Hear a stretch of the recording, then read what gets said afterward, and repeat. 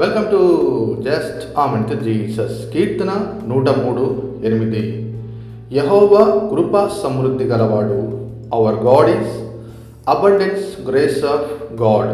117 కీర్తన మొట్టమొదటి వచనంలో యెహోవా కృప మన ఎడల హెచ్చుగా ఉన్నది. దేవుని కృప మన జీవితంలో అడుగడుగున అనుదినం కూడా కుమ్మరించబడతా ఉంది. మన పాప శాప దోషములన్నింటినీ ఆయన కృపచేతనే ఆయన తొలగించడం జరిగింది. దేవుని కృప అనుదినము వాత్సల్యం చేత బలపరుస్తూ ఉంది.